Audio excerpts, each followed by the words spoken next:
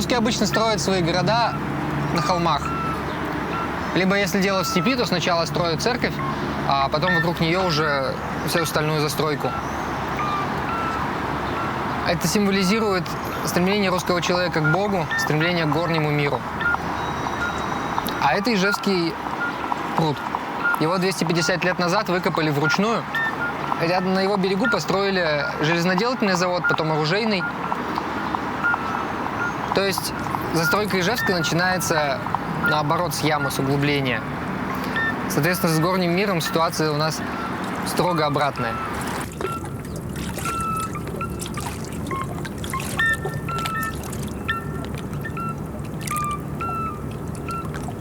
В Ижевск нельзя попасть случайно. Ижевск — это город, в который нужно приезжать специально для чего-то. Случайно ты можешь попасть только если ты в беспамятстве или ты ошибся. У нас нет никаких проездных трасс. Мимо нас нельзя проехать случайно, переезжая, например, из одного города в другой. Когда я был ребенком, мы с родителями несколько раз ездили на юг на автомобиле, на собственном. И это было возможно только по одной простой причине, что мой отец работал на автозаводе и был знаком с некоторыми людьми, которые являлись испытателями. Они являлись испытателями. И по роду своей работы они постоянно ездили, испытывая автомобили. И поэтому они точно знали, что вот если доехать до деревни такой-то, а потом проехать на запад в ее конец и повернуть направо, тогда ты можешь выехать на одну проселочную дорогу, которая приведет к тебе к такой-то дороге, по которой ты гравийный потом сможешь доехать, и через 1,5 дня ты попадешь в Казань. Это было, между прочим, я думаю, что до конца 80-х это 100%.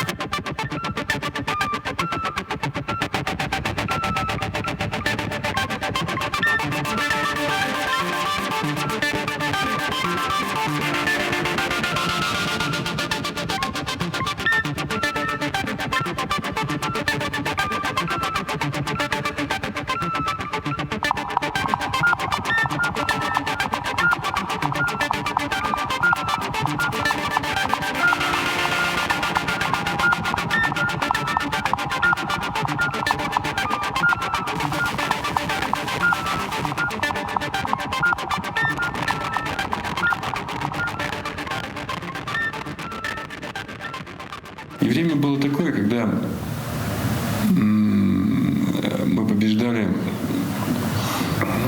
в себе страх. Потому что советский человек, вот это определение советского человека, это человек со страхом. Да. С долгом и страхом. Потому что ты постоянно должен, и ты боишься сделать что-то не так. Тогда же было время русского рока, группа кино, там какие-то фестивали вот эти, а мы совсем другим занимались. Если у нас какая современная музыка и развивалась в провинции, то это, наверное, был так называемый русский рок. И вот этого русского рока, там и панк-рока, и хард-рока и так далее, в общем-то, повсюду было достаточно. Но вот так вот, чтобы вдруг пошли какие-то в высшей степени актуальные музыкальные направления, такого, конечно, не было. Довольно редкие радиостанции, которые могли вещать что-то, включая и, конечно же, какую-то западную пропаганду, но одновременно и музыку, то, чего в нашем эфире не было вообще никак. Немецкий дуэт Modern Talking записывает свой первый альбом, включающий хит «You're my heart, you're my soul».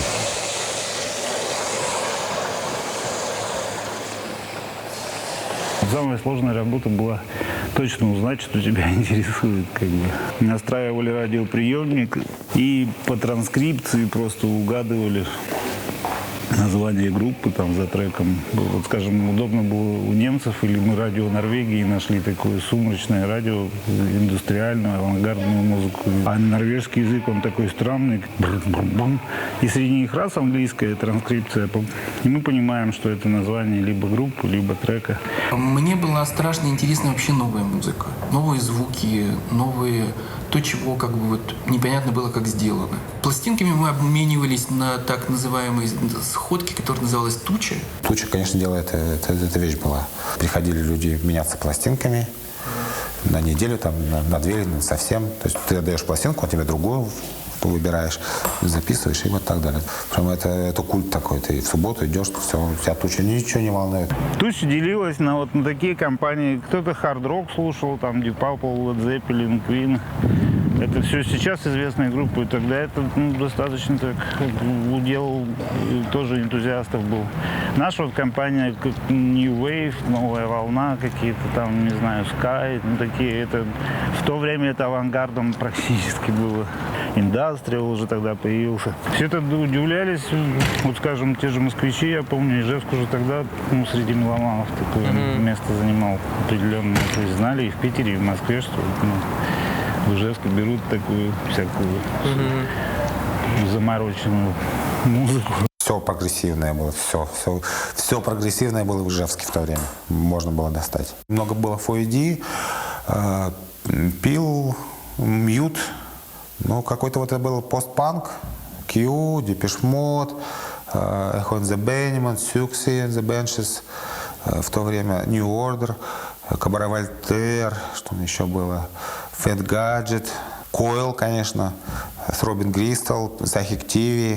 То есть, ну, вот какая-то вот такая Pixies, Sonic Youth. Greenpeace — это первый отечественный такой продукт, это уже предперестроечные дела, или уже в саму перестройку это уже делалось, но это уже, да, 88-й год, это уже, да, про него слухи ходили, что будет это все такой продукт холодной войны. Создавался привлекательный облик западного мира, ну, во многом это было объективно, потому что у нас действительно как-то не учли этот момент, слишком скучная была жизнь, особенно для молодежи.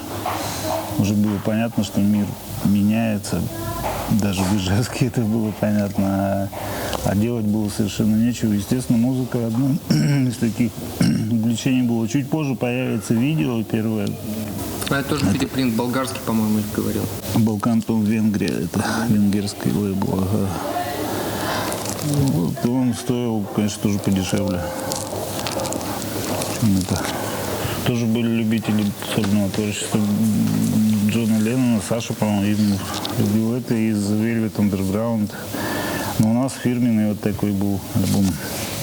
Не вижу год, но вот это New Wave группа, вот скажем, вот сейчас 500 рублей, а в 85-м году такая пластинка рублей 60, наверное, стоила, я предполагаю. Рублей 60, это говорили, пол зарплаты. Так кусочком протыкать называлось. То есть нашим хорошим другом был Чижов Алексей, тогда чемпион мира 100-кратный, там 500-кратный по шашкам. Он был человеком удивительным. Это такой человек, который принципиально от нас отличался вообще вот кардинально. Если для нас визуальное и эмоциональное было на первом месте, то он был абсолютно man-machine. Это непробиваемая стопроцентная логика. Однажды он вдруг понял, что его интересует музыка. И он, как единственный из людей, которых я знал вот, и смотрел в его глаза, который мог более или менее свободно выезжать за границу, он был единственный. И тогда я ему написал список то ли из 120 пластинок, то ли из 100. В общем, из какого-то большого количества пластинок, компакт-дисков, которые, если бы он вдруг увидел, и они бы стоили какую-то там приемлемую цену, я бы вот с удовольствием бы сделал так, чтобы вот он как бы купил, привез, и я бы у него их купил для себя. То есть он начал исследовать, изучать, и часть вот этого музыкального процесса, которую я ему показывал, она вдруг ему пришлась по вкусу. А кроме всего прочего, он тогда в Амстердаме напал на магазинчик, который специализировался на продукции лейбла Stahlplatte. А это такие индустриальщики, радикальные электронщики, и в том числе и всякие электроакустики типа Зева, которые там в каких-то церквях какими-то железными листами шмякали лупу.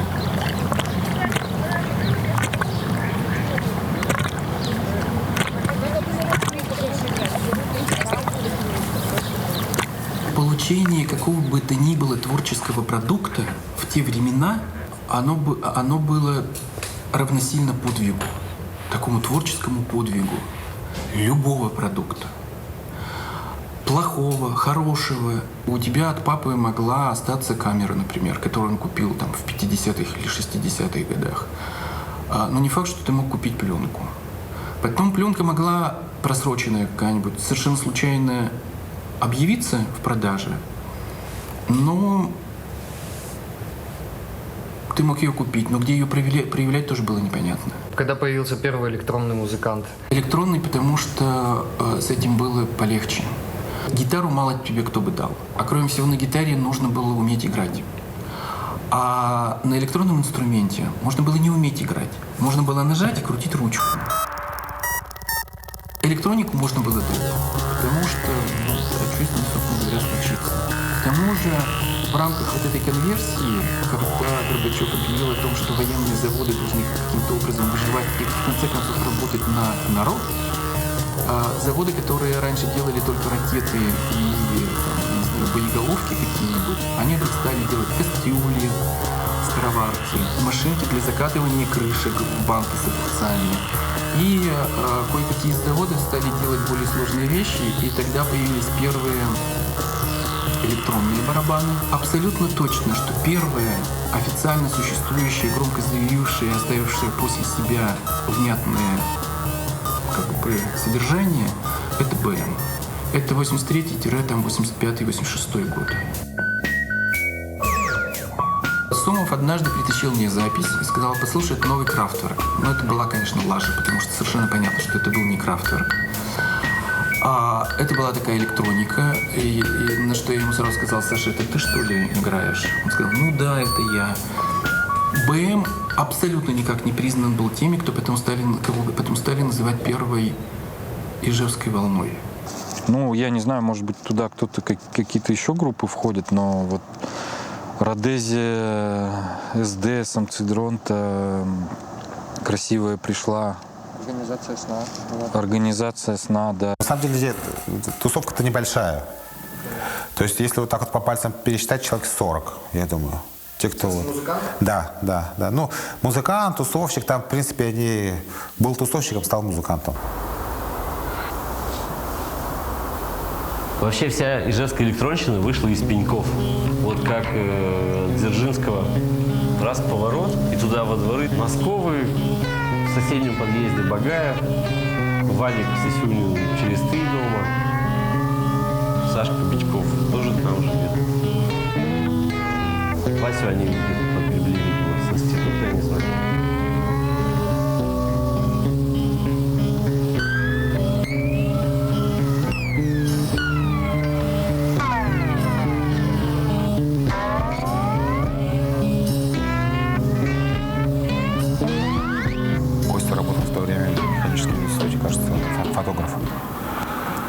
А он уже тогда серьезно, у него уже драм-машины были, то есть у него какая-то электроника стояла, клавиши.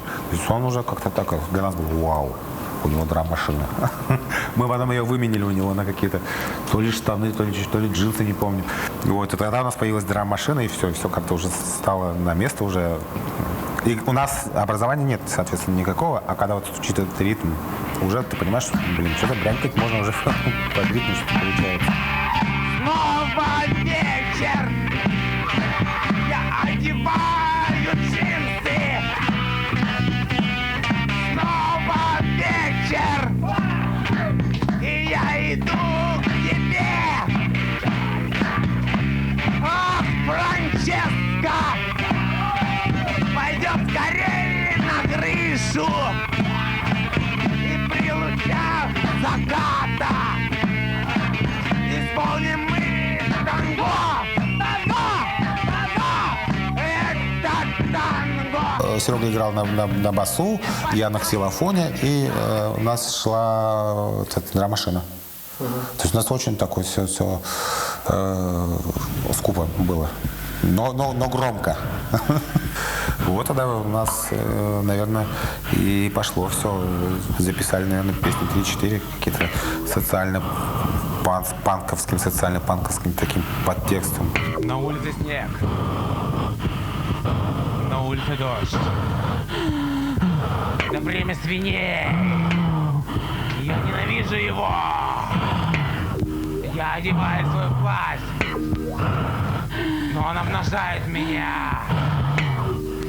Мне грустно и холодно. Даже в теплой квартире. Мне негде согреться. У меня нет подруги. Я выхожу на улицу и взываю о помощи. Я кричу: помогите! Мне холодно! Кости показали, он говорит, давайте это. Люди проходят. Тут я организую тут фестиваль комнатных постов. Там еще пара-тройка групп собирается. Давайте поиграем. Отлично. В мае как раз вот нашли этот домик у знакомого Костиного. Тоже Костя зовут из группы «Преферанс».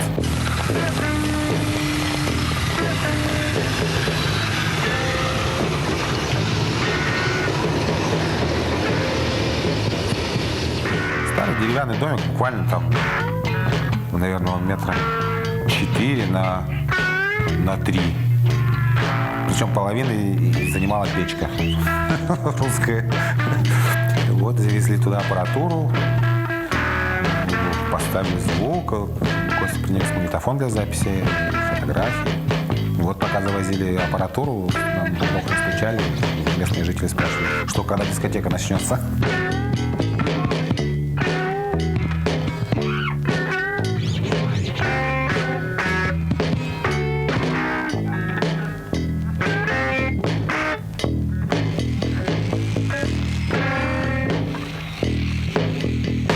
Тогда я уже все решил, что однозначно, когда мы приходим из армии, мы создаем группу и начинаем уже все. Тогда же познакомились с Юминовым. Вот, а он нам предложил, есть, говорит, один мальчик, интересный, слушает хорошую музыку, Штурсон, Найбаут, Соник Юст и еще что-то, хотя ему лет 12 или 14. Да, 13 или около того, да, это правда. Это был индастриал коллектив ПТУшников, отслуживших в армии. Короче, Юминов, компания собирались на какие-то юга, а я уже с ними дружил, затусовался. Меня мне брать не хотели, потому что я был маленький. А там наверняка планировали всякие безобразия. Вот. Меня не взяли, но в качестве, так сказать, конфетки меня устроили в группу, чтобы мальчик не плакал. А ребятам я понравился, насколько я помню, из-за того, что я умел играть на гитаре «Клен ты мой упавший». Причем сам, говорит, интересный, он говорит, такой безумный, он работает на складе аптечном и недавно пролил себе, грузчиком, пролил на ноги серную кислоту. У него кеды, говорит, все сажи. Я разгружал вот такую 40-литровую бутыль с серной кислотой, она целиком лопнула. Только за кеды пораженные можно было брать его. А еще он умел играть на басе. Никто не умел играть, все играли, засовывая отвертку в гитару. В общем, такой ритмический кричащий кардиомузон.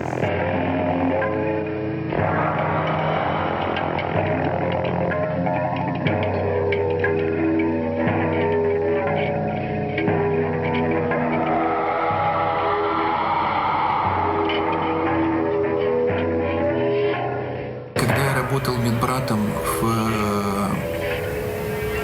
кардиоцентре, куда меня пригласил Юра Одеянков для того, чтобы я озвучивал и помогал им делать их капустники такие. Я спросил у Юры: Юра, а можно ли мы в подвале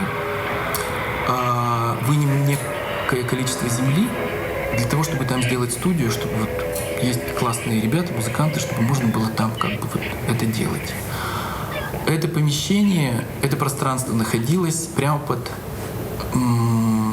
операционными. Кардиология — это вот, ну, это целый, конечно, кусок такой нашей творческой жизни. Прям. А еще зима была холоднющая, там одна батарея вот на эти 20 метров. Холодно было невозможно. Накрывали шубами какими-то, руки, струны холоднющие. Не знаю, как аппаратура там работала.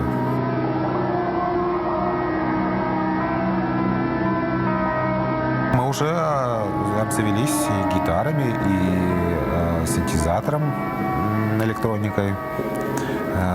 Вот, были какие-то ревербераторы, эти шумы какие-то мы делали, стекла били, шестеренки. Ну, наши тогда еще были под впечатлением Swans, Sturzen и Bauten. Вот такой индастриал. Причем хотелось все так записывалось, так все в микрофончик, катушка, в смысле, это шестеренка едет, ты с микрофоном за ней бежишь. Ну, то есть такая живье было полное. Ну, при этом электронное. Ну, на самом деле, мы очень мало же давали концертов. Это было сложно, потому что мы играли на шумах каких-то. Нет, мы возили листы железа, катали эти шестеренки, бросали стекло, там, гитара, соответственно, все на это. Потом мы стали играть еще хуже музыку, менее какую-то структурированную, полностью какую-то авангардную. Это и привело, наверное, к разрыву. Это был какой-то фестиваль, может, Сафари Бонни М, может быть, нет, я не помню сейчас. Но мы с Аней, нам казалось, что мы совершенно не готовы к выступлению на этом фестивале. А ребята считали, что все ништяк. А вообще ссорились мы по любому поводу, даже на каком трамвае ехать на этот фестиваль. СД так и осталось СД, а мы расшифровали СД как самцы дрон.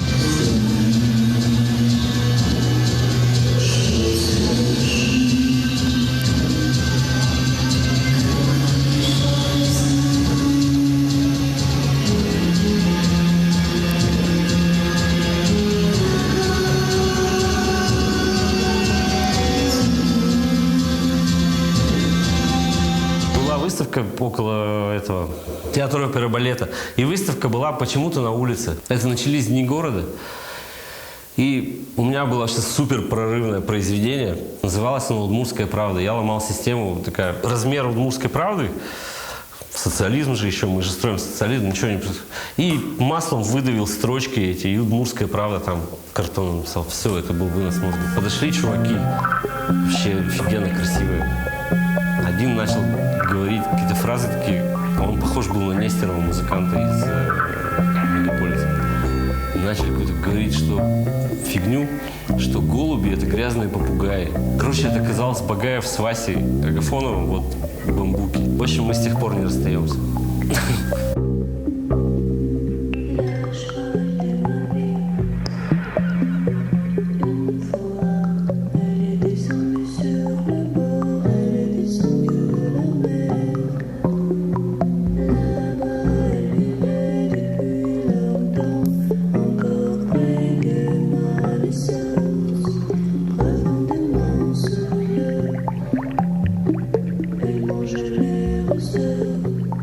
Стоп Бамбука сразу стали просто непререкаемыми лидерами вот такой вот странной независимой музыки. Оно, конечно, не воспринималось как ижевская волна, или как там начало электронной музыки, или как потом стали говорить там прото-трип-хоп, да нифига. Это были, потому что много всяких чудовищных команд было. Кто только что не делал, на самом-то деле. Но вот оказалось, что за счет вот той смеси всего того, что набралось в этом городе, бамбуки смогли опередить время. И они смогли сделать действительно такую новую музыку. И в результате оказалось, что вот группа стала такой канонической для ижевского движения. Да и вообще для российского ее как бы до сих пор помнят, и до сих пор она как-то так впечатляет. Началось все с меломанства, попадались пластинки, слушали музыку, хотелось играть. Сразу хотелось играть, но мешал комплекс того, что ты не знаешь нот, не умеешь играть на гитаре, не умеешь играть на пианино. И случайно попал в город сборник Last Testament, послушав с Робин Гристл. Этот комплекс исчез куда-то, начали играть. А вся история с Ижевском, фестивалями, концертами, визитами и так далее началась в программе А. Я там вел такую авангардную рубрику всяческую. Я там придумал такую штуку под названием «Конкурс самодеятельных видеоклипов». И пошли эти самые самодеятельные видеоклипы. Некоторые из них были очень забавные.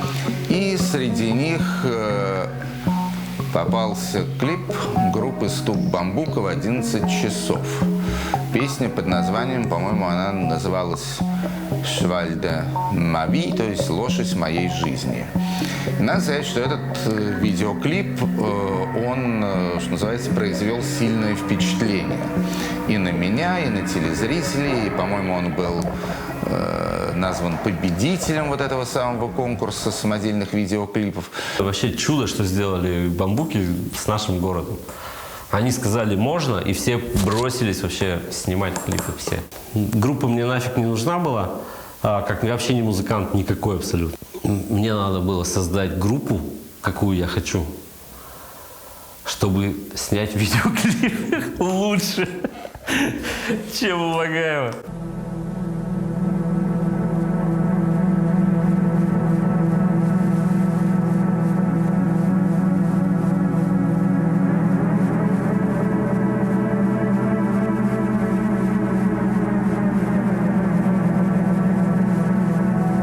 Я был поражен только тем, что можно снимать. А до этого почему-то я об этом не думал.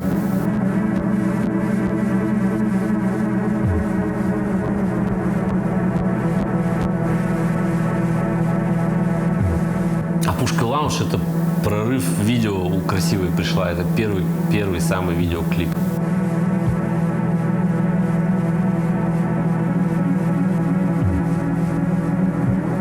Сцены в студии нам абсолютно там без всяких денег Александр Горбунов, фотограф. В то время в поездах ходили глухие и кидали глухонемые, только глухонемые, и кидали на стол всем, когда поезд еще не тронулся, такие книжечки из фотографий черно-белых. И там были голые тетки. Такие вообще. Я никогда не знал, откуда они делаются. Я все детство это видел. Это стоило рубль. И, видимо, бизнес процветал. И я никогда, в общем, не знал, где это делается. Ну, мы много ездили, когда мы были маленькими. Вот. И я помню эти календари, карты вот из фотографий сделаны с голыми тетками. Все черно-белое такое. Ну. И мы приходим в фотостудию на Малиновой горе. Весь пол устлан голыми тетками. У них, короче, это был бизнес в фотостудиях.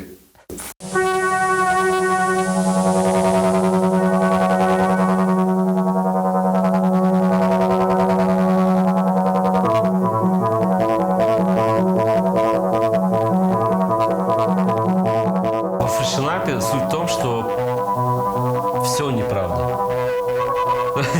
То есть неправда в том, что идет бегущей строкой.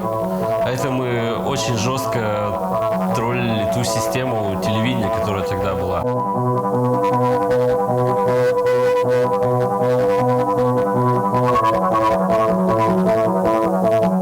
Там шла бегущая строка, на которой был написан текст, который был взят с пасты Colgate, а паста Colgate тогда пришла на смену болгарским зубным пастам, и она выносила всем мозг, то есть чисто постмодернистский прием такой, очень простой.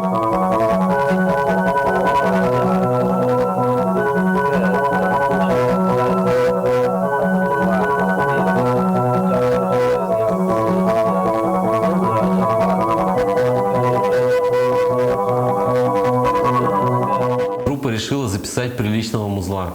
Ну, то есть в чистом Советском Союзе никакой возможности записать эту антисоветчину, которая вообще не пойми что. Там же у нас даже слов-то нет. Я точно не помню, по-моему, это студия «Электронного мальчика» все-таки. В Удмуртии была поп-группа, которая, в принципе, одна, по-моему, такого уровня, которая выпустила чуть ли не 2 винила. Один-то точно. Вообще, по мне, это абсолютная копия «Ласкового мая», только удмуртского разлива. И она вроде как там зарабатывала деньги своим продюсерам. Мне они вообще были неинтересны, кроме того, что вдруг мы узнали, что они сдают по часам свою студию для записи. Там были Роланды, там были Ямахи и ПСРы. Мы записали там часть песен. Вот те хиты, с которыми мы попали в программу «Экзотика», потому что это более-менее уже хотя бы звучало, более-менее. Ну, сейчас, конечно, без слез слушать нельзя, но по тем временам.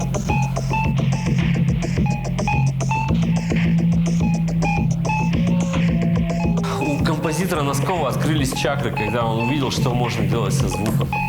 А инженеры из этой студии просто заплакали и сыграли нам какие-то такие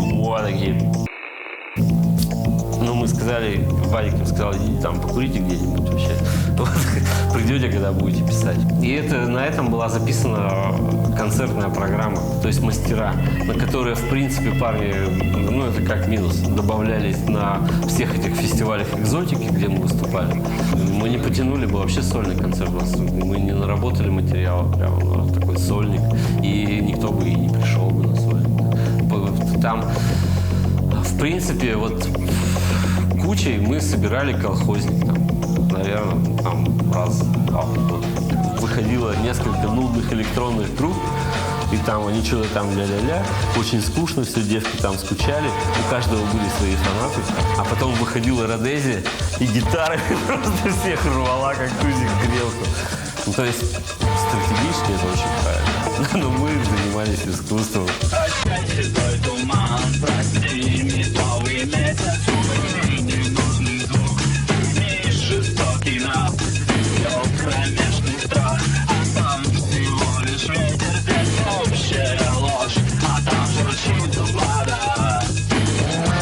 У нас 5 человек, по-моему, был состав. На гитарах смесь какого-то панк-рока, хардкора, сэмплинг барабанов. Я даже не знаю, с чем сравнить, если честно. Уже не помню. Какая-то Skinny Puppy была группа, например, или Ministry.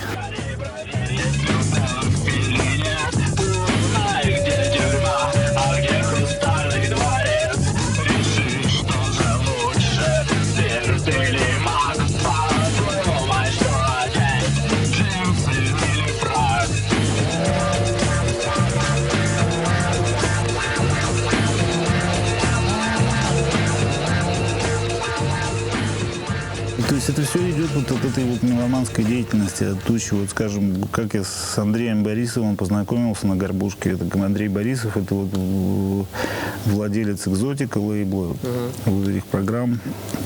То есть я с ним был знаком как меломан с меломаном. Я у него покупал какие-то пластинки, заказывал. Но все-таки как так получилось, что такая органичная тусовка сложилась людей, которые потом стали музыку впоследствии писать? Я думал когда-то об этом.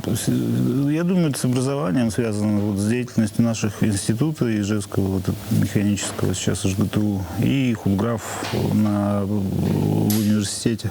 Тогда же уже только-только компьютеры стали появляться, только-только вот, те же видеомагнитофоны стали появляться. Изучение вот этих новых каких-то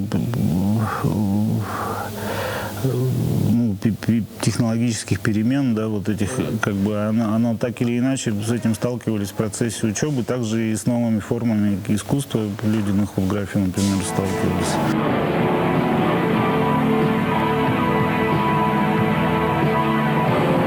Болезнью клипомании болел-то не один, ведь я. Вообще все болели. И самцы Дронта болели. Все снимали видео, все. Нам снял ролик Костя один на песню «Сумерки», но самцам Дронта. Можешь закрыть окно. Теперь все равно. Сумерки давно вошли в мой дом. Гаснет тускло небо. Последняя звезда. Возьми меня с собой.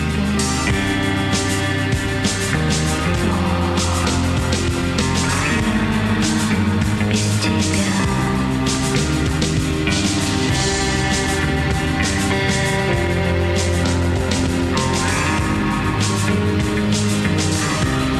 Самцы Дронта были очень медленной группой. Мы записывали по полторы песни в год. Как-то очень... У нас была бесконечность как будто перед нами вообще. Мы ни о чем не думали. Ни о том, что стареем, ни о том, что надо чем-то заниматься в жизни, кого-то кормить. Как-то никто не спешил совершенно.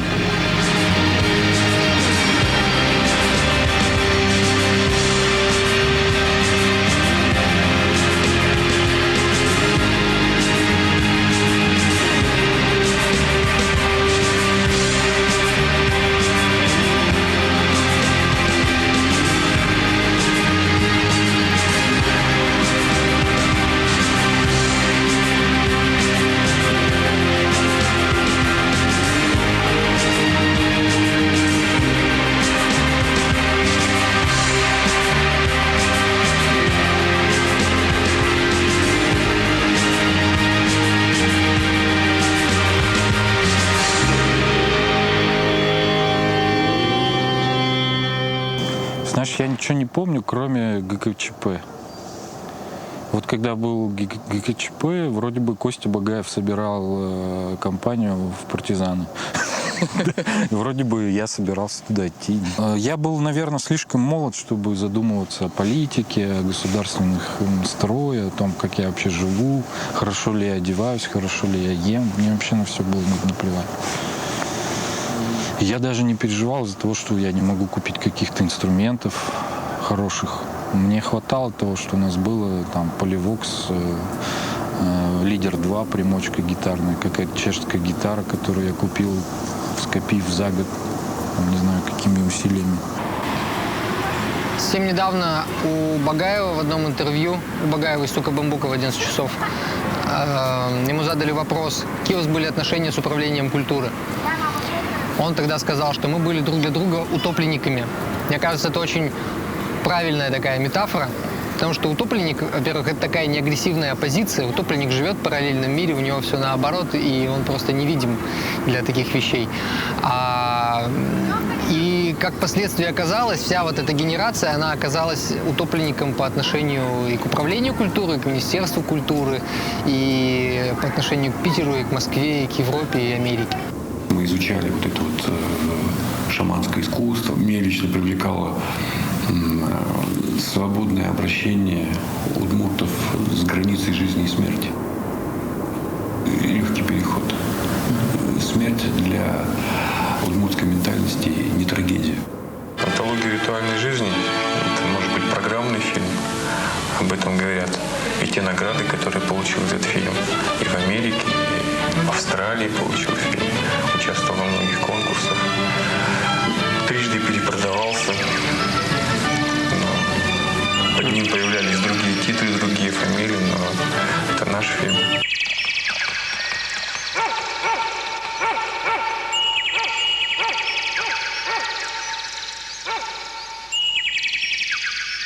Когда мы сделали антологию ритуальной жизни,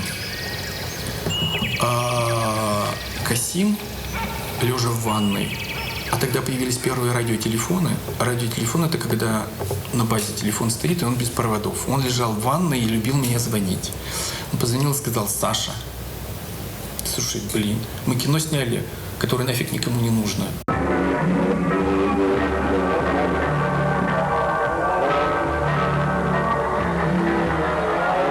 Давай покажем по телевизору».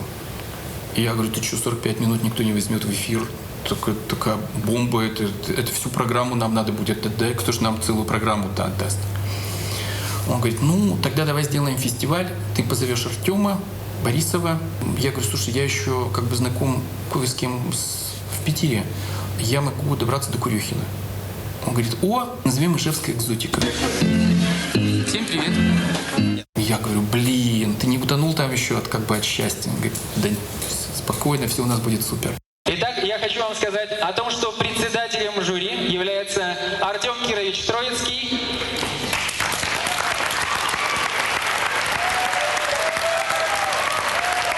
Я представляю вам Сережу Курехина.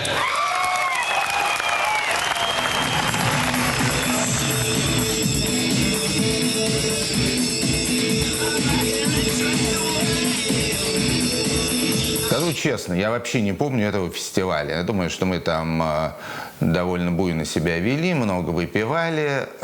Не помню я там ни одного концерта, не помню я там никаких этих видеоскринингов, не помню, честно говоря, вообще ничего. Там, к тому же, с нами была группа «Ном», это известная Буяна.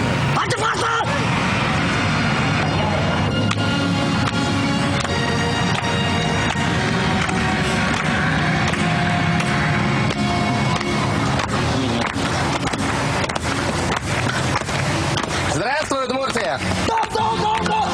Объявляю открытым.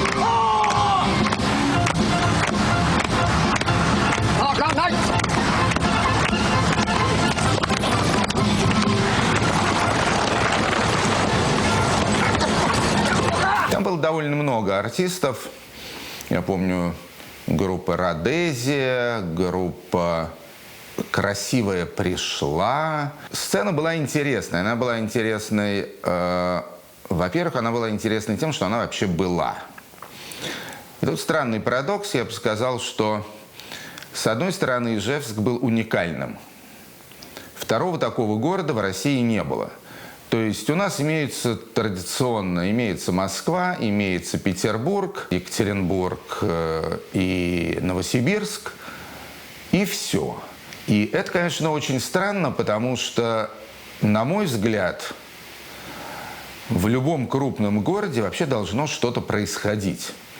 Если мы посмотрим в сторону Запада, в какую-нибудь там Америку, Британию и так далее, то там, естественно, музыкальная жизнь вовсе не ограничивается Лондоном, Нью-Йорком или Лос-Анджелесом.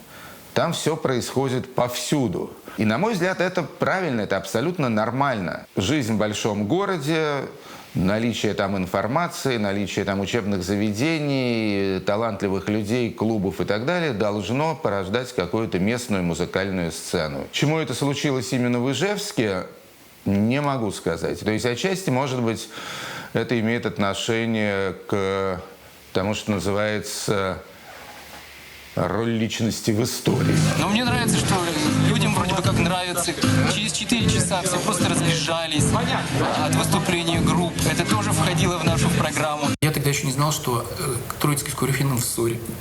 Это была такая ситуация, когда они не знали, каждый из них, что каждый приедет. Я вам скажу абсолютно точно, что в конечном итоге все упирается только в деньги. Я считаю, что и местная городская управа, и республиканское руководство, и в принципе они должны быть заинтересованы в том, чтобы Удмуртия каким-то образом засветилась бы за пределами Российской Федерации, прославилась бы не только автомобилями ИЖ, у которых сомнительная репутация, и автоматами Калашникова, у которых репутация очень хорошая, но как-то не совсем того плана. Начало 90-х годов вообще было время очень печальное. Я уже не говорю, там, скажем, об экономической ситуации в стране, шоковых реформах, обнищании населения и прочее, прочее.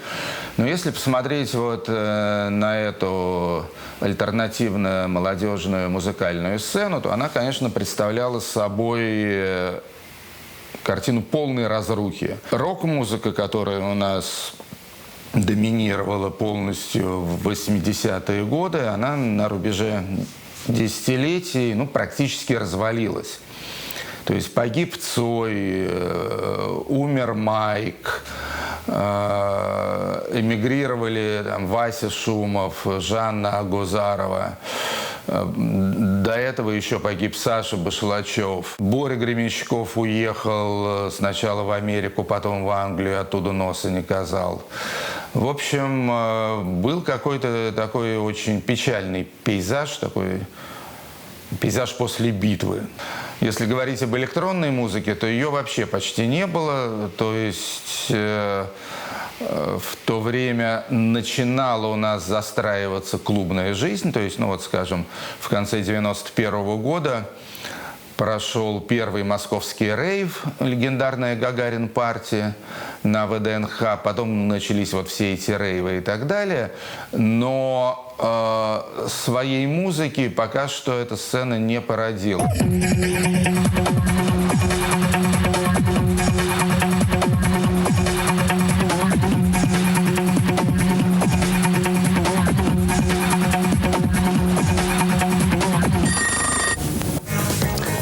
Наши веселые представители субкультуры, те, кто сейчас сидит у телевизоров и смотрит передачу под названием «45-ка». 45 минут было время, которое взято было просто от балды. Оно не попадало ни в какой телевизионный формат, но по большому счету тогда разговор о телевизионных форматах вообще не шел, потому что их просто не существовало. Что бы ты ни делал, то и можно было. Я предлагаю вам 45 минут бесполезной информации, которая для некоторых бывает весьма и весьма полезной очень часто. Для того, чтобы можно было хоть что-то показать вот такое, я брал телевизор GVC, который дедушка привез Саше Калашникову в подарок.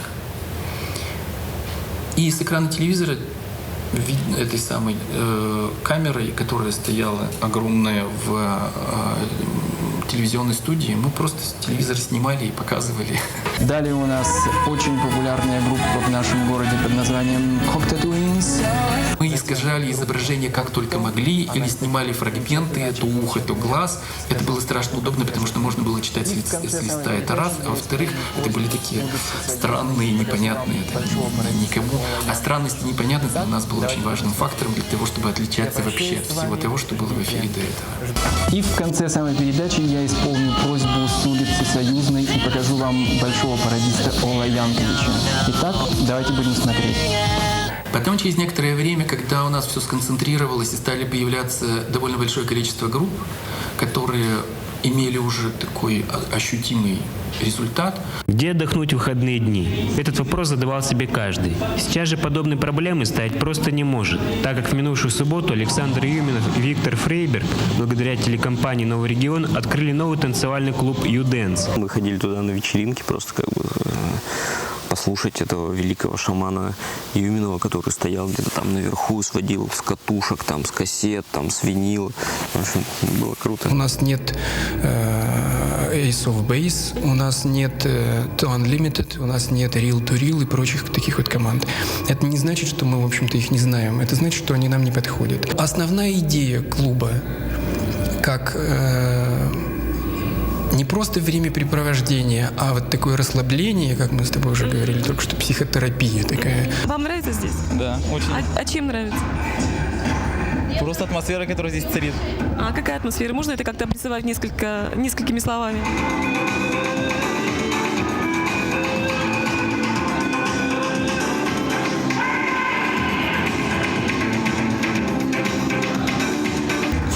Душевная, такая хорошая, умиротворяющая.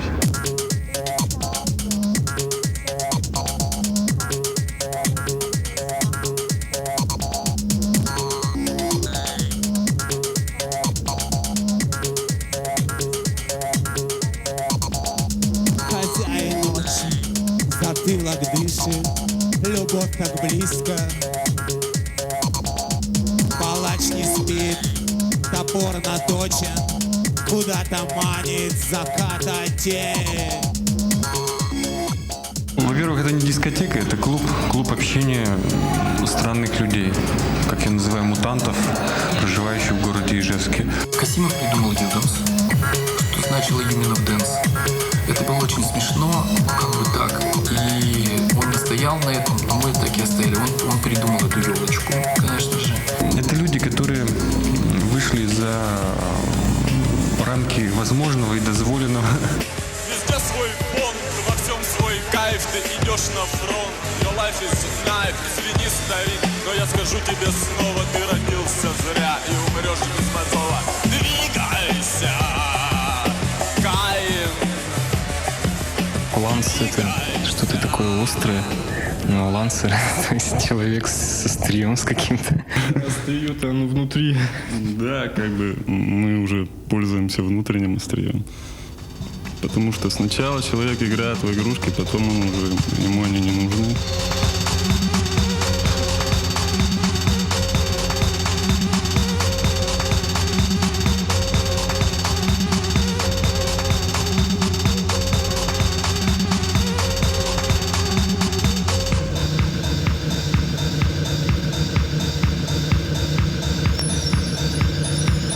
И интересно, кстати, то, что я не сказал бы, что вот эта ижевская электронная музыка, что она была такая вся одинаковая. Да? Ну, скажем, если говорить, там, скажем, про ливерпульский саунд 60-х годов или манчестерский саунд 80-х годов, то, в общем-то, там все было более или менее одинаково. Все группы были более или менее похожи или на Битлз, или, там, условно говоря, на Happy Mondays. А ижевская электронная сцена, как я ее сейчас помню, она, в общем-то, была достаточно эклектичной.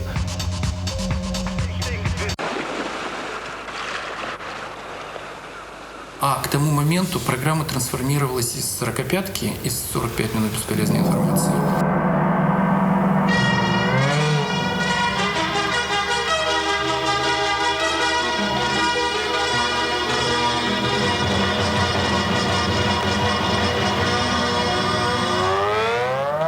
Всем привет! В эфире Александр Юминов и Антон Янсен. Мы готовы вам сообщить, ввиду того, что рыба Морзе не умеет говорить, она научилась чревовещать. Рыба Морзе отличалась от сорокопятки тем, что в ней уже не было MTV совсем. Она посвящена исключительно той субкультуре, которая вот у нас в Ижевске. Бездумное тиражирование, свойственное массовой культуре, культуре традиционной, лишает естественные эмоции их силы и чистоты. Человек может забыть, и он действительно забывает радость сердца, которая заменяется привычкой к автоматическому потреблению. В то же время контркультура всегда несла в себе заведомо положительные явления.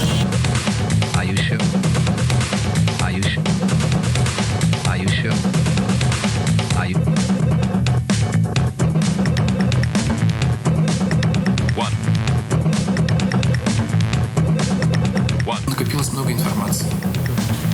Информация накопилась, люди осознали, поняли, что это нужно было каким-то образом воплощать, и желание воплощать было.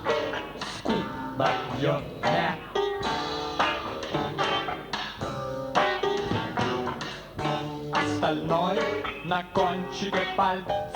Сейчас уже, наверное, никто не знает, что такое постмодернизм, но тогда, 20 лет назад, это была вот фишка. То есть про постмодернизм говорили все, всюду, отовсюду, в лицее, из всех утюгов раздавался постмодернизм, постмодернизм. Все смотрели Питера Гринуэя, все смотрели эти перформансы Койла. Королева.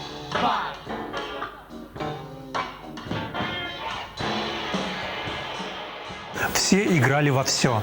Ничего не было реального. Всюду был какое-то пространство бесконечной игры и бесконечных там, я не знаю, переодеваний, спектаклей, перформансов. У нас в лицее стала репетировать группа «Вторая африканская охота» в 10 классе. Ну, там 10 и 11 осталось. Гитарная, электронная, что похоже.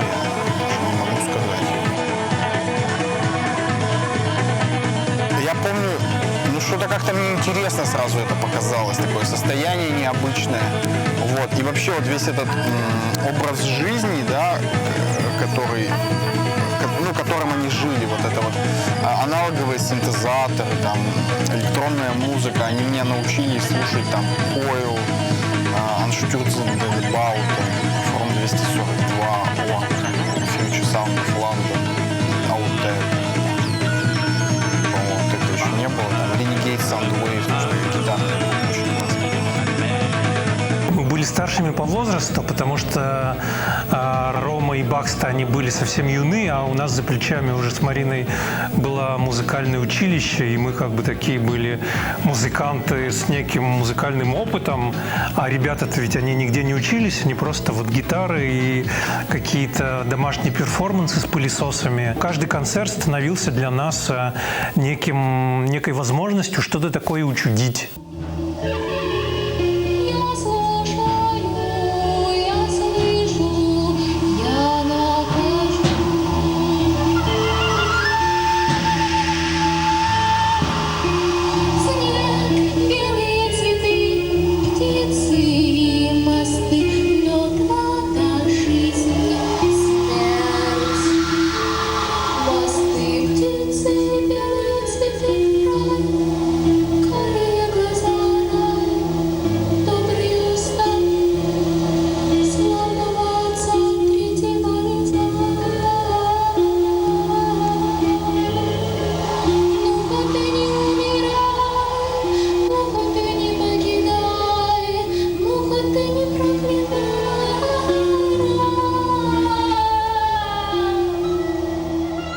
Самый знаменитый образ полицейского из концерта в концерты проходил, он же случайно возник. То есть это был Андрей Штинхед, который ездил в Лондон в свое время, еще будучи очень юным, по какой-то туристической поездке, привез сувенирную каску полицейского. Она у него валялась дома, мы ее увидели и все пустили в оборот. Родился вот этот образ, когда выходит на сцену полицейский, то есть становится перед микрофоном, молчит, все в ожидании, то есть что будет. И он начинает издавать звуки типа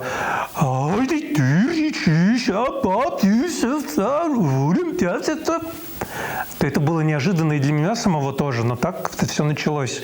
Потом уже вступала музыка, и полностью импровизационно мы там что-то делали. И мы сами не знали, что будет в следующую секунду.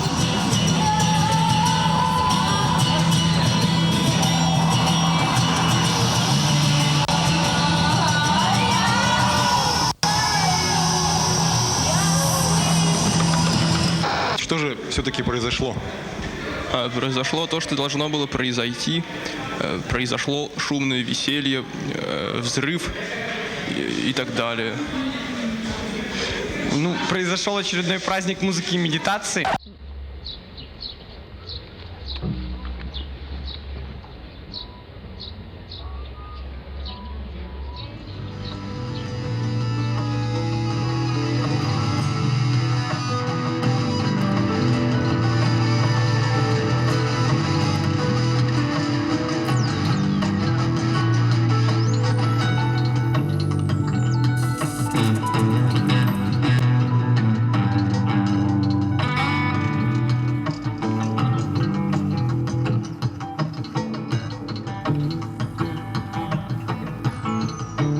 Я к тому времени писал музыку, такой техно, как бы. Сказал как-то Хэду, он такой, блин, круто, на чем ты пишешь? Типа. Ну вот у меня был тогда 386 компьютер.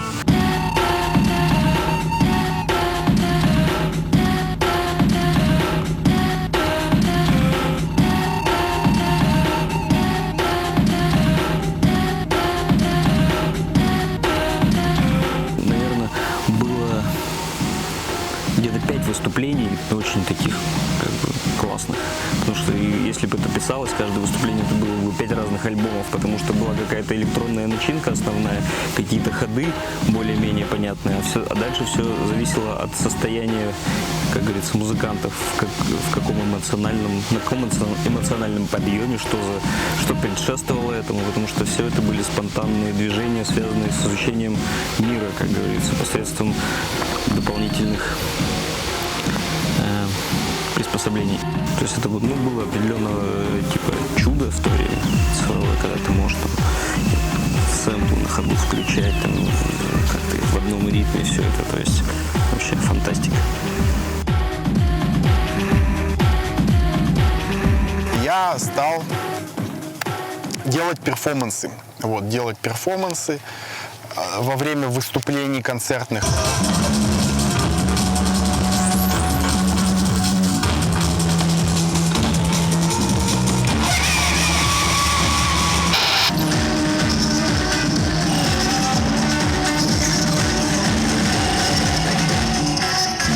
Слава Троянский и Алла, в общем, танцевали на сцене, практически полуобнаженные, там была какая-то постановка. Хэт украл, не украл, взял поносить мозг из какой-то лаборатории этого мединститута. Человеческий мозг. И, в общем, насколько я помню, там как бы сюжет был такой, что какие-то взаимоотношения между мужчиной и женщиной. Слава читал какие-то стихи под сумасшедшую электронную музыку, там фоны, шумы, бас-гитара. Выступает Слава Троянский, в итоге кучей цветов, ее забрасывает, потом ножом разрезает этот саван. Жалко там показывает свое женское естество. И Хэт поджигает мозг человеческий, обливая его бензином, поджигает, как говорится. Там как-то так носит в какой-то чаше, кидает в труп, падает мозг. Толпа и там 10 человек. И потом в порыве страсти дальше за ним летит Поливокс. В общем, все заканчивается кипишем. В общем, нас оттуда выгоняет. Найти видеокамеру было сложнее, чем организовать что-то. Это сейчас организовать что-то сложнее, чем найти видеокамеру. Сейчас все наоборот. Как бы снимаю не хочу, но снимать особо нечего.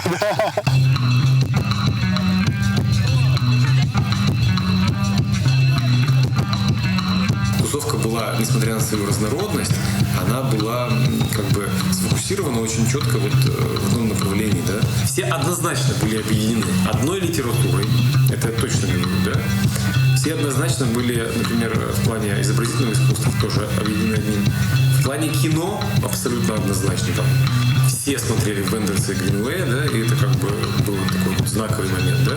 Вот. Ну, может быть, одевались с нюансами, но тоже те же объединщики, они в то время было модно ходить в казаках, да, ты сказал, традиционная одежда рокобилов.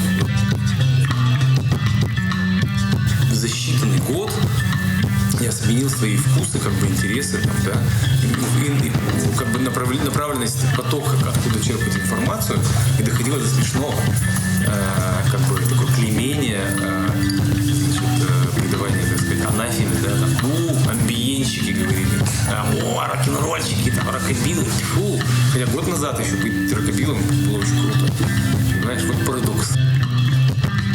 Был тоже смешной случай, мне один чувак говорит: ты что, косишь под поклонника индастриала? Я говорю, в смысле? Ну, типа, берет, круглые ботинки. Я такой, господи. Группа Юка просто была какой-то элитарной, по ощущениям.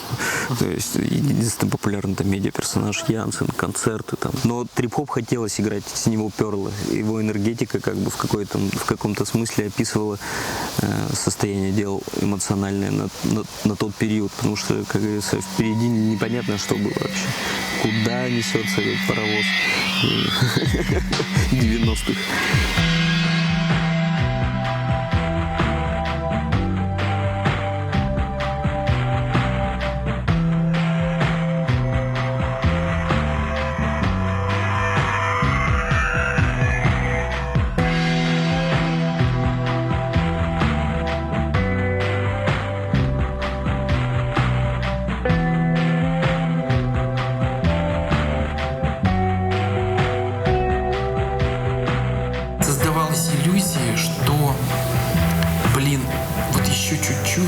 И у нас все будет как в Лондоне. У нас тоже будет много радиопередачи, газеты, журналы и всякое такое, телепередачи. Вот присутствие вот этой вот робкой и очень хилой цепочки музыканты, телевидение, клуб, оно создало вот эту иллюзию, когда стало вдруг понятно, что может быть вот такая вот классная штука, что ты можешь быть востребован, что ты будешь как бы деятельность осуществлять свою. То есть это никто не осознавал вот в таких выражениях, но все понимали, что, вот мы сейчас делаем, есть кому оценить, потому что есть другие музыканты. Есть какая-то аудитория, то есть ты можешь вообще как бы вот выразиться так, как считаешь нужным. А к тому же еще так много хорошей музыки, столько людей, что только не делают вообще. Двери открыты. Панк-рок тебе сказал, не умеешь играть, ну и фиг с ним. Музыку можно делать, когда ты не умеешь играть. Не знаешь нот, фиг с ним. Главное, чтобы ты был чуваком настоящим. Главное, концепцию придумать.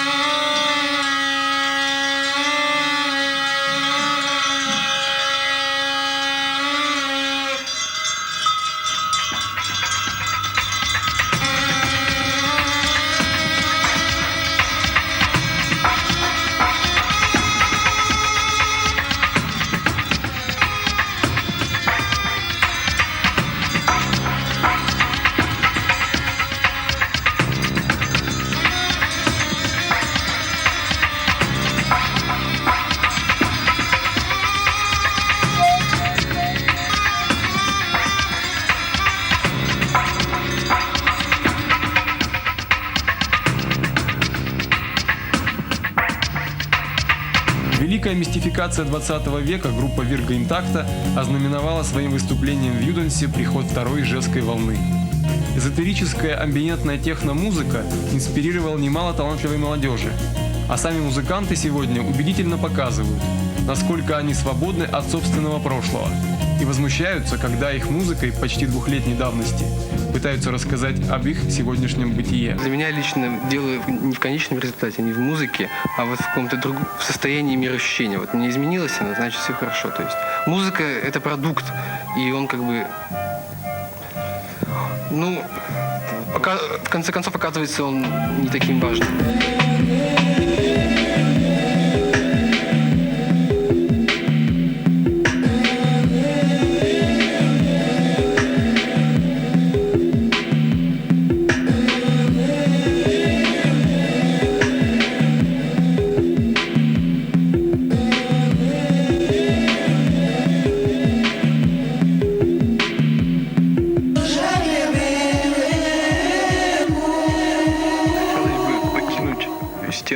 клубов.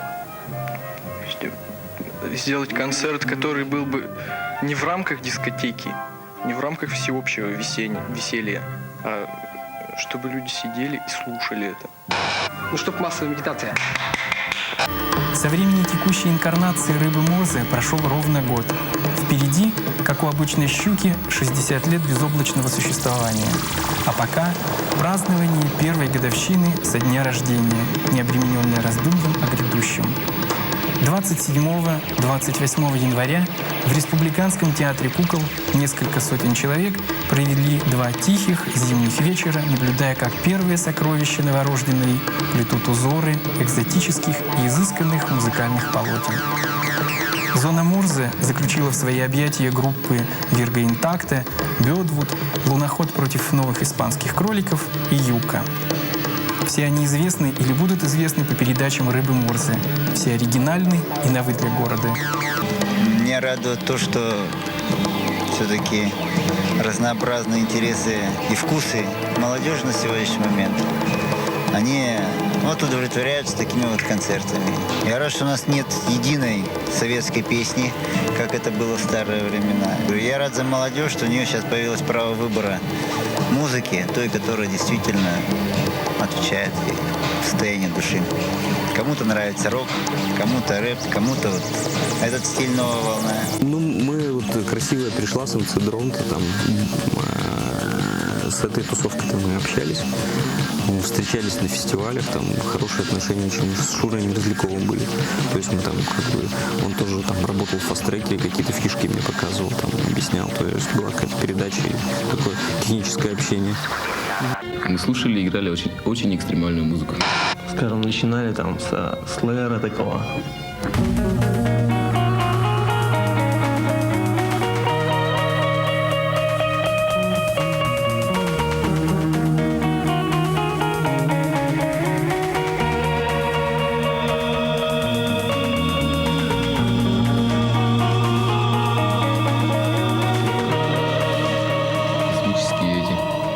Действует на мозг. Мир катится неизвестно куда. И мы тоже вместе с этим миром.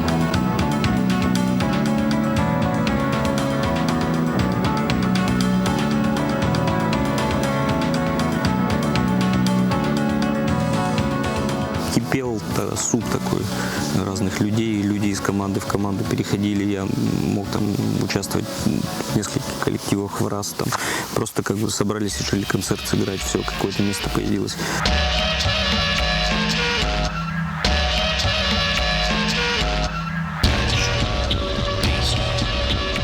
Проект Digital Meet мы всегда играли 1-2 офигевших слушателя там стоят, потому что диджеи нас всегда ставили ночью, чтобы, как говорится, публику не распугать, чтобы все танцевались, набухались, как говорится, а потом уже это самое.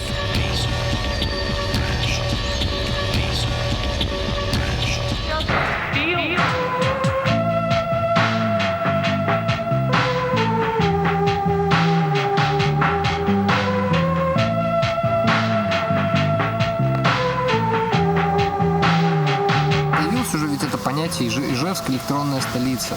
Да? Оно начало тогда возникать. Это понятие еще не было столицы электронной музыки, тогда это просто так и было, скажем, по качеству звука, потому что я слушаю фестиваль Бритроника, который в Москве проходил там, и в то же время проходили фестивали здесь в Ижевске, то есть у нас как бы уровень как бы отвязности, авангардизма и как бы вообще представление намного шире был.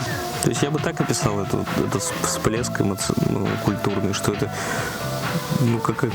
редкое событие на сломе эпох, на переходе, когда, скажем, высвобождается какая-то энергия, но для нее еще не придумали методов освоения, упорядочения, и вот она взрывается такими штуками. Я думаю, что вот этот лозунг «Ижевск – столица российской электронной музыки», в общем-то, я думаю, что он вполне оправдан. Во-первых, он оправдан был с чисто маркетинговой точки зрения, потому что это красиво и броско звучало. Во-вторых, если говорить о фактической стороне дела, естественно, электронная музыка была в то время, в 90-е годы, достаточно распространена и в Петербурге, где были, скажем, новые композиторы, Игорь Вдовин. Она была распространена и в Москве, где был, там, скажем, Иван Соколовский и некоторые другие электронные деятели. Но, пожалуй, именно в Ижевске она носила такой наиболее концентрированный характер. Все существовало на каком-то чуде. Я думаю, что это было чудо. И совокупность факторов. Падение железного занавеса, аналоговые синтезаторы, британская электронная сцена сильно повлияли на Ижевск. Московская электронная сцена тогда, не знаю, что там за проекты были.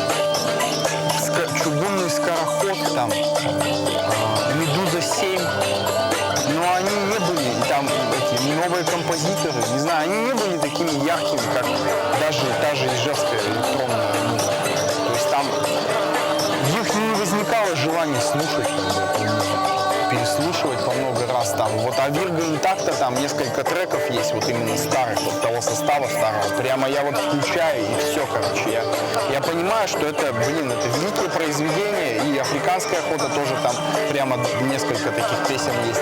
Прямо их хочется слушать и разы, и вот берешь рядом, ставишь там Орб какой-нибудь альбом там, какой-нибудь, не знаю, там, Уфорб там, да, с Уфорба с 92-го года, с альбома какую-нибудь песню берешь хорошую и берешь там Вирга Интакта. Вот один уровень реально сопоставимый.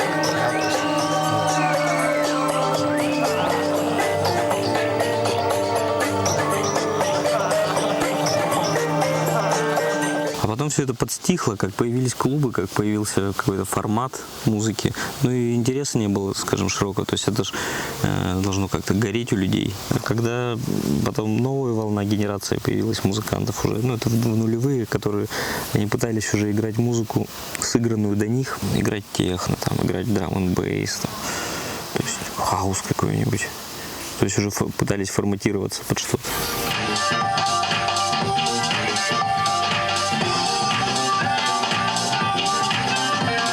Когда мы играли, мы не пытались тогда форматироваться, то есть не было вообще такого еще понятия в чистых советских мозгах. Просто хотелось звучать, как вот эти звучат, с таким же посылом, с такой же амбицией. Storms in the About, Renegade, Soundwave, там Sonic Youth какой-нибудь, в общем.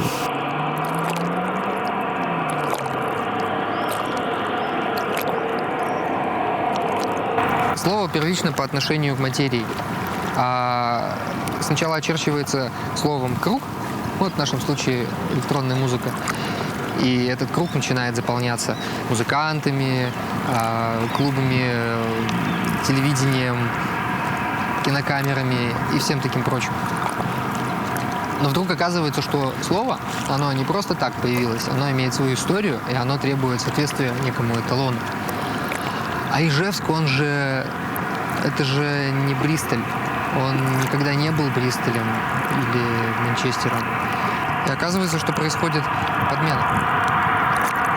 Ижевская электронная музыка в то время — это вот современный городской фольклор, который на идеях там Стругацкого, на идеях вот этого, знаешь, какого космизма вот этого советского. Я не думаю, что деньги вообще в чем бы то ни было играют ключевую роль. Потому что деньги, в конце концов, это бумага, это цифры, это вообще непонятно что. Ключевую роль всегда играют люди. А внутри этих самых людей ключевую роль всегда играет их талант, их амбиции, их инициативность, их способность что-то сделать. Поэтому я думаю, что электронный вот этот взрыв в Ижевске, он произошел не из-за того, что было много денег, или из-за того, что было мало денег, или из-за чего-то еще. Он произошел из-за того, что нашлись люди, которым это было страшно интересно. И которые готовы были одни эту музыку писать и записывать, а другие эту музыку продвигать и пропагандировать.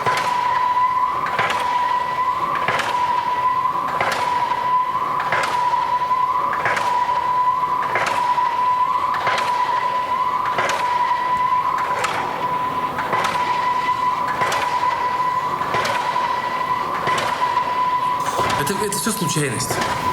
Но это все чистая случайность. Любая субкультура, она берется из одного источника. Все тренды рождаются в очень узкой тусовке. Здесь это было придумано конкретными людьми, которые просто перетусовались в Ижевске. А дальше просто получилось так, что, пойми, что вот что такое Ижевск, да? Ижевск — это Калашников. Больше и все. По нему ничего сказать нельзя. А то получается так, что 3 группы там, да, может быть даже 5, где-то чего-то как-то все вот вместе как бы побухали, поторчали там, да, поездили друг другу в гости. Кто-то где-то бряхнул, и пошло и поехало. Давай скажем так, что феномен, так называемый феномен ижевской электронной сцены на 50% обязан и состоит тому, что по стечению исторических случайностей в Ижевске очень много меломанов с такими как бы очень специфическими, извращенными вкусами. Вот. Если бы не это обстоятельство, не появилось бы здесь никакой музыки. Появилось бы, наверное, в другом месте, если бы Юина был рожден там, в Норильске. Я думаю, что это такая, наверное, черная карма Ижевска. Потому что Ижевск славится своим неортодоксальным искусством в целом, да? Миазмы болота. Вот болото, если есть, то оно воняет. Так и здесь у нас. Вот наша это аномальщина, да, такая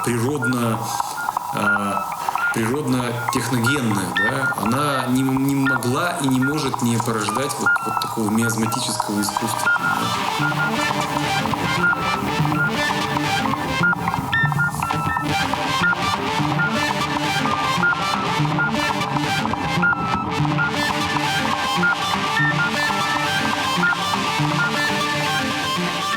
Такая сильная музыка играла в Ижевске вчера. Будет ли она звучать завтра? Будет, если завтра снова настанет вчера. Потому что все уже было.